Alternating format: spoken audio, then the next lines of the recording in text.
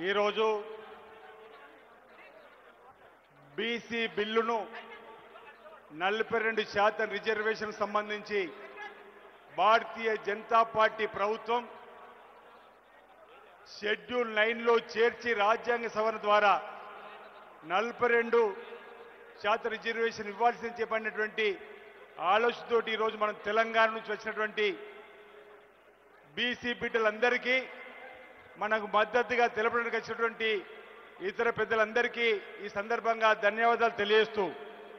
PCC అధ్యక్షులు మహేష్ కుమార్ గౌడ్ గారు, మీనాక్షి నటరాజన్ గారు, వేదిక మీద ఉన్నటువంటి గౌరవ మంత్రివర్యులు, గౌరవ ఎంపీలు, గౌరవ ఎమ్మెల్యేలు, గౌరవ ఎమ్మెల్సీలు, గౌరవ కార్పొరేషన్ చైర్మన్లు, గౌరవ జిల్లా కాంగ్రెస్ పార్టీ అధ్యక్షులు, అదేవిధంగా మనకు మద్దతుగా తెలియజేయడానికి వచ్చినటువంటి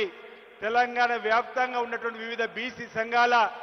నాయకులు, ఉద్యోగ సంఘాల నాయకులు, గౌరవ పాత్రికేయ మిత్రులందరూ కూడా నా హృదయపూర్వక నమస్కారం సందర్భంగా తెలియజేస్తూ స్వతహాగా బీసీ బిడ్డ కాకున్నప్పటికీ గౌరవ ముఖ్యమంత్రి శ్రీ రేవంత్ రెడ్డి గారు ఈ దేశంలో కులగణన జరగాల్సిందని చెప్పని ఇచ్చినటువంటి పిలుపు, శ్రీ రాహుల్ గాంధీ గారి భారత్ జోడో యాత్రలు ఇచ్చినటువంటి పిలుపుకు అనుగుణంగా ఈరోజు మన రాష్ట్రంలో జరిపిన కులగణనలో 56.37% ఈరోజు బీసీలు ఉన్నారని లెక్క పక్కాగా తేలిన తర్వాత సుప్రీంకోర్టు కూడా ఆయా రాష్ట్రాల్లో శాస్త్రీయ పద్ధతుల్లో కులగణన జరుపుకొని మీరు రిజర్వేషన్ ఇచ్చుకుంటే అభ్యంతరం లేనటువంటి పరిస్థితులలో మనం 42% ఈరోజు రిజర్వేషన్ ఇచ్చేటువంటి కార్యక్రమాన్ని అసెంబ్లీలో ఆమోదం చేసుకొని చట్టాన్ని చేసుకొని ఈరోజు ఢిల్లీకి పంపిస్తే ఈరోజు ఈ సభ ద్వారా అడుగుతా ఉన్న భారతీయ జనతా పార్టీ ప్రభుత్వాన్ని, రాష్ట్ర శాసనసభలో 8 మంది ఎమ్మెల్యేలు బీసీ బిల్లుకు మద్దతునిచ్చి ఈరోజు ఇదే బీసీల ఓట్లతో గెలిచినటువంటి 8 మంది ఎంపీలు, ఇద్దరు కేంద్ర మంత్రులు ఢిల్లీ ప్రభుత్వం దగ్గరికి వచ్చే వరకు మాత్రం నయ్యనంటున్నారు. ఎందుకన్నమాట మా బీసీ బిడ్డలకు చెప్పాలని భారతీయ జనతా పార్టీ ప్రభుత్వాన్ని మనం ఈరోజు అడగవలసిన అవసరం ఉంది. ఎందుకు ఢిల్లీకి వచ్చిన తర్వాత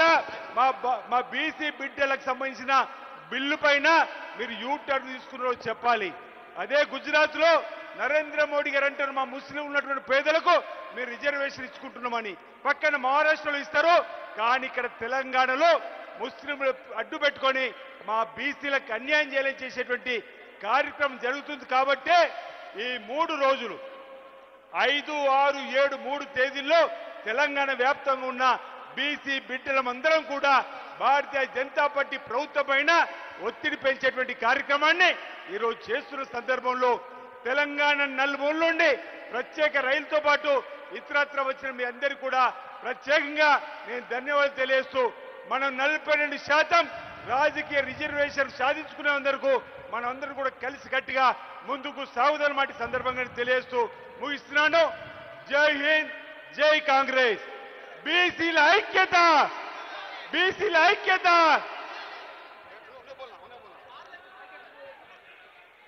గౌరవనీయులు జాతీయ మహిళా కాంగ్రెస్ అధ్యక్షురాలు శ్రీమతి